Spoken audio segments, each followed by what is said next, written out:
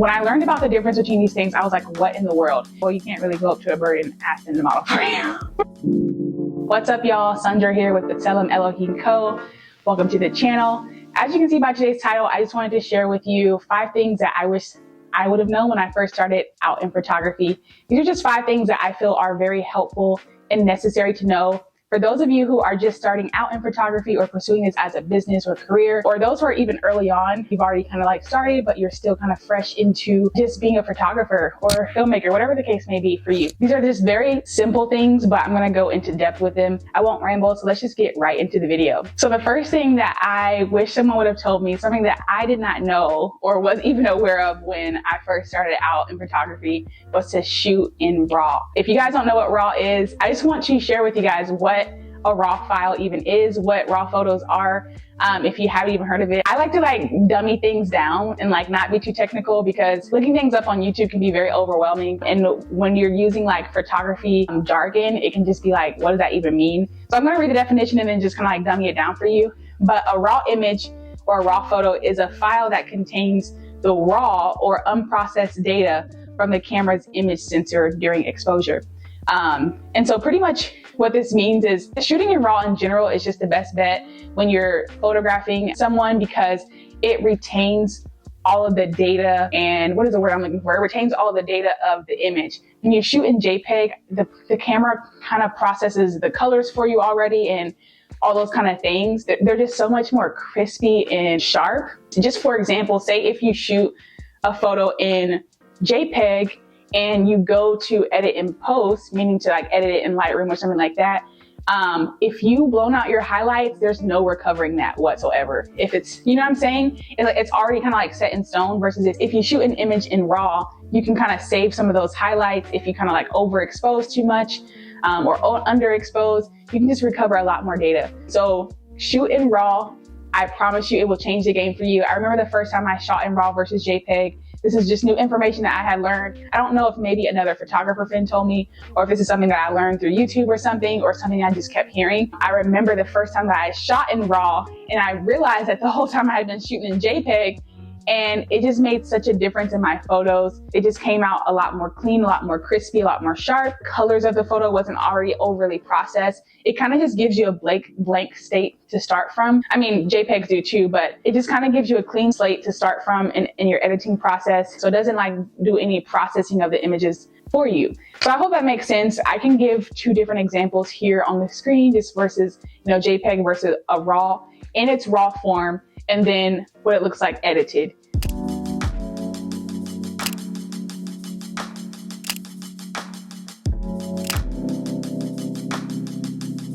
That is the first thing that I wish someone would have told me when I first started out in photography. The second thing that I wish someone would have told me is that there is a difference between a full frame camera and a crop sensor camera. Again, I'm going to dummy down these definitions because it's not that deep. I just want you to be able to understand what I mean. It is pretty self-explanatory. It's kind of in the names. So the difference between a crop sensor and a full frame is that the crop sensor like literally crops your photos. And I did not know this. For the longest time, I shot with a Canon SL2. This was the first camera that I purchased just for personal use, for like vlogging and photos and that kind of thing. Didn't have anything. I hadn't quite yet started in photography. I had actually got this camera maybe like 2-3 years before I even actually started being a photographer. I'm actually gonna go show it right now what it is. So this is the Canon SL2.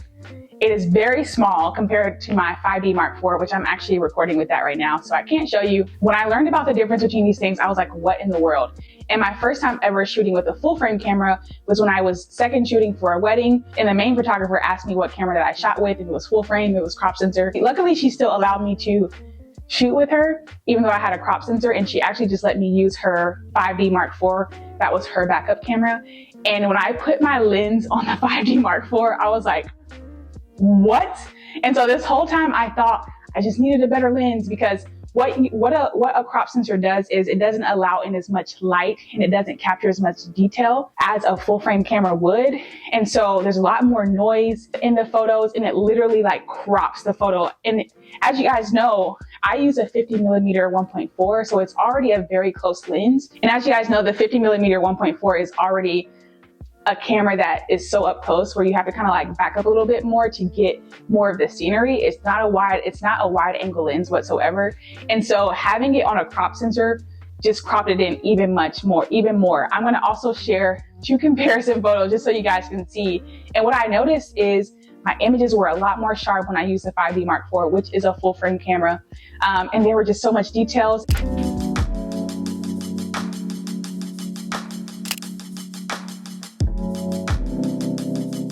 Full frame cameras also has much better low light performance. When I shot with the Canon SL2, you can kiss it goodbye shooting in low light situations. So reception, shooting at night, in the evening, whatever the case may be, it's a wrap.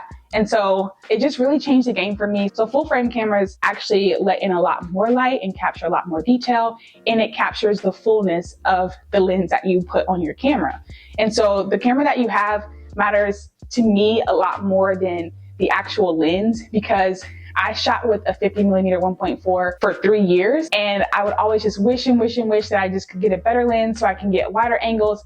Little did I know that it was just because my crop sensor was cropping super close in on my photos. Not saying that they're terrible. They're great for beginner cameras, and maybe if you're on a budget, you can start with it. They're a lot more lightweight and they're more budget friendly. Just realize there is a difference between crop sensor cameras and full frame cameras, and do your research. And if you can afford it, start off with a 5D Mark III or a Mark IV. Mark IV is still a beast to this day, but it just made such a difference in my photos. I remember when I first posted my first photos, when I finally upgraded to a 5D Mark IV, y'all, second shooting with my friend Bailey really just changed the game for me. When I put my lens on that, I was like, I'm getting the 5D Mark. What have I been doing my whole life? Like, I didn't know my 50mm lens was this sharp, this crispy, could capture this much detail, and it was all because I was using a crop sensor instead of a full frame. That is number 2. Another thing that I wanted to preface with this video is that I'm not being super technical with these points.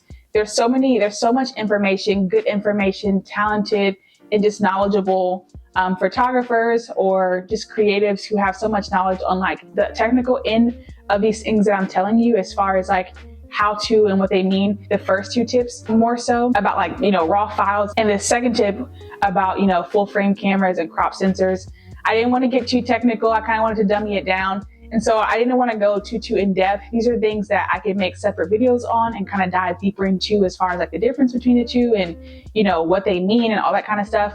But this video is more so to give you a jump start in things that you need to take consideration of and things that you can look into more so for yourself. But I didn't want to take up this whole full video, take up so much time in this video, kind of diving deep into those things. The third thing that I wish someone would have told me and warned me was that clients will not just drop in your lap. I don't know what it was. I just was like thinking that, this was going to be, I knew it would be hard. I knew that there will be challenges and trials that come, but I just didn't expect for me to have such a slow start. And specifically with me wanting to do like wedding photography and couples photography and, elopements and engagements, those kind of things, mainly just couples. I just love. Clients just won't drop into your lap. You're going to have to go out and do free shoots, do style shoots. You really have to kind of invest your time and maybe some money sometimes if you want to start doing style shoots, just so you can bring in clientele and clients and get your name out there and get visibility in your area locally, that kind of thing. This is something that I myself still have to work on, and I've been doing this for 3 years now, where I have to get outside of my comfort zone and reach out to people, do model calls on my Instagram and on my Facebook business pages. Hold on, my mom's here. Okay, I'm so sorry about that quick intermission. I had to go out with my mom to take some comparison photos for y'all. So shout out to my mom for being my little model for this video.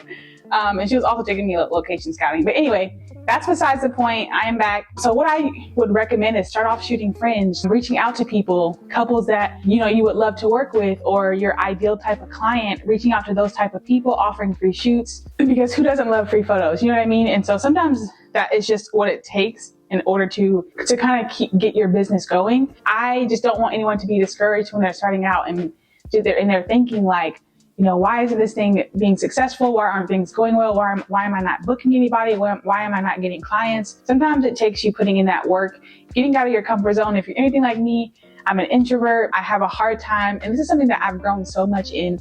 But I had like a fear of rejection and like reaching out to people and them telling me no, or seeing a couple that I think is really beautiful and really cute, and I see them doing cute things together, but just like not having the courage to like reach out to them and just ask like, hey, will y'all model for me? Now I do it all the time, but even now to this day, I have seasons where it's just super dry. I'm not getting any work. I'm not booking any shoots. And sometimes it just takes putting in that groundwork. And, sometimes the first year or two of photography is just not successful. And so that's another thing that I wish someone would have told me when I first started out, is that, Sandra, you have to put in the work. You have to go out. You have to sacrifice your time and sometimes money. Style shoots are also a great way to build your clientele and reach your target audience, and reach your ideal clients, people that, whatever niche that you are pursuing, whether that be photography, whether it be modeling, whether it be, wildlife, whether it be, well, you can't really go up to a bird and ask them to model for you, but y'all know what I mean. Whatever it is, whatever niche that you're pursuing, reach out to those type of people in your area locally and just start networking with people, start building relationships, offer free shoots, do styled shoots, get the props that you need for the styled shoots, really like put in effort. And I'm still preaching to myself with this stuff. Styled shoots is something that I still have yet to do very often. And I know I need to do it, especially with me being a wedding photographer. My goal is to kind of reach more like the luxury market. If I want to reach those type of clients, I need to reach out to models and people who are and couples who would, model those types of shoots for me. And so tip number 4 is presets are just a starting point. The amount of money that I have wasted on purchasing presets and trying to achieve an editing style, I am super regretful at this point. One thing I wish someone would have told me and shared with me is that presets are just a starting point. They rarely will ever actually help you to achieve the look of the photographer's work that you're trying to aspire to be like. Most of them that I paid for have been like an absolute ripoff. I'll download them, I'll purchase them, and they're over like hundreds of dollars. And I use them, I'm like, this looks nothing like the photographer's work. But little did I know that it was just a base, and you kind of have to build and learn. They're meant to just build on top of. They're not meant to just be a copy and paste sort of thing. And if I would have known that, that's something that I would have saved myself from doing. And honestly, the best thing that you can do, one thing I will say about presets that is a positive thing, is presets really helped me to figure out how people were achieving the look that they had. There would be certain photographers that I really admire their work and their editing style, and I would try to go mimic that. And I'm like, I don't understand how they're achieving this. But by purchasing their preset, I was able to get a base and a starting point for how they achieve that look and kind of build on top of that. But it taught me a lot about tone curve. It taught me a lot about color grading. And I'm like, oh, this is how they their colors come out that way, because they up the highlights, the color on the highlights, or they made the highlights a little bit more pink or green, or they made, the shadows a little more orange or red. You know what I'm saying? It really kind of opens your eyes to the different types of the different tools in Lightroom.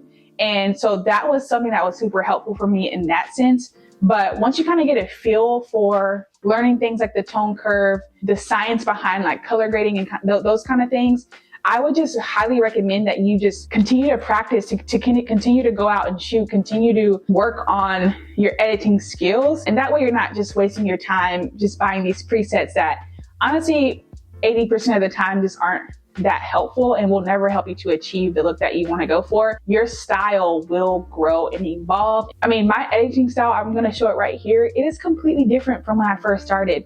And I remember being so hard on myself. Even now I still am, where I'm like, this is not the look that I'm going for. This is not the editing style that I'm aspiring to achieve. It never quite looks exactly like how I want it. It slowly has gotten there, and I'm slowly developing my style, my own personal style. But it has taken a lot of trial and error and me going through different phases. I started off very muted tones and bright and airy, and then I went through dark and moody, and then I went super colorful and all these kind of things, super green or super magenta. It took me so long to get to where I am now, and I'm still not where I want to be, but it's just natural. No, don't let any photographer fool you and think that they just started off being the best. It takes a lot of practice. It takes years and years of cultivating your gifts and mastering the craft of photography and the art of it. And we all started there. We all go through it. It's just a photographer thing. No one ever starts off being the best. Your favorite photographer started off exactly like how we are, exactly like where you are. where they probably didn't like their work when they first started. It takes years of learning, years of perfecting to even get to that point. So presets was a really big thing that I wanted to talk about, because you will work yourself to death trying to achieve the same exact look as someone else. You know what I'm saying? Get inspiration. It's okay to be inspired by someone, but to want to like duplicate them, their style, their work, it just will never work for you. And you have your own unique eye, your own unique gift that God has given you. So use that, use other people's work to inspire you in different ways, but never try to duplicate. You know what I'm saying? Like, really trust your own gut, your own eye, your own creativity. Trust that and really lean into it. And YouTube University, man, it's where I learned everything. Like I said, I'm self-taught for the most part. Anything that I need to know, I just look it up on YouTube. If you are going to take the route of, purchasing presets, I'm not preaching against them. I'm just saying, I just want you to be mindful of the fact that half of them aren't going to give you that exact look of that photographer's work that you love so much. It's just not that. It's more so a base, a starting point. And you'll get really frustrated spending all these hundreds of dollars on presets and never being able to actually achieve. Buy a preset that brings you closest to the look that you're aspiring to, and just build on top of that. And that kind of leads me into my fifth point, which is more of encouragement. And I kind of already spoke into it with the fourth point, but that fifth point is just to have patience with your editing and photography skills. You have to start from the bottom. You have to start somewhere. Just go out, just start, just shoot, trust the process. And for me, I am such a perfectionist. Like, what took me so long in even starting this business was because I felt like I had to be the best before I started. I had to perfect my editing style. I had to perfect knowing my camera, all that kind of stuff. It's just not realistic. I don't want anyone to go into it with unrealistic expectations that like, oh, but my favorite photographer, their work is so good. They didn't start off that way whatsoever. Your photography skills, your editing skills, they will grow the more you shoot, the more you work. And unfortunately, I had to fail a lot in order to get to where I am now. There have been times where I get from a shoot and I'm just so discouraged because I'm like, these photos suck. They didn't come out how I want. And then I go to edit them and they didn't come out. They're not coming out right. It's just, and trust that, like, despite you feeling like your work isn't where it needs to be, I know that you're good enough to where you still can book clients. I look back in my journey now and I'm like, I look back at those photos and I'm like, ugh. But people at that time like really admire my work and they appreciated it and they valued it and they still put their money and invested in my business and invested in my skill because they saw value.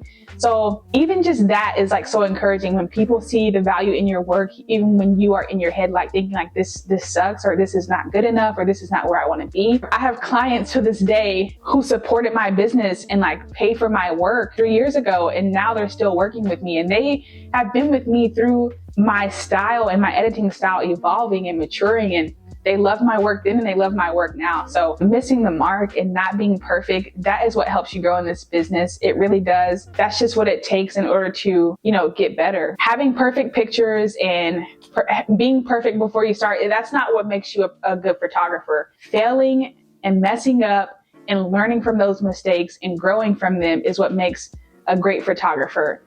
Our favorite photographers that we admire and appreciate so much, they failed and messed up a lot, but the thing that they did was they grew from it and they learned from it. I'm so thankful for all the learning lessons and all the things that I've learned and failed at over the years, whether that be on the business side of things, where I could have, handled a client better, or I could have had my process be a little bit smoother for my clients, or, things that I just didn't know about the business side of photography, or whether that be creatively, where it's like, oh, I didn't know, not to shoot in RAW versus, not to shoot in JPEG versus RAW. I didn't know how to pose my clients. I sucked at posing them and directing them, and the poses came out stiff. You know what I'm saying? These are just things that you learn as you go. The more you practice, the more you do it, the more experience you have, the more comfortable you get in your own skin and in your own ability and capability of running your business and giving the clients the value that you can bring. Lean into the failures and the mistakes that you may make. Just expect them to come. Don't get hard on yourself. People are so graceful with you, and if they're booking you, just know that they trust your work and they see something in you and they value your art and your creativity. So these are just 5 quick things that I wish someone would have told me when I first started out. So these are just things that I wanted to share with you, and just things to be mindful of and aware of as you're starting out and as you're pursuing photography, even if you're early on in the process of starting this business. And so anyways, I thank you guys so much for watching, and I'll see you guys in my next video. Bye y'all.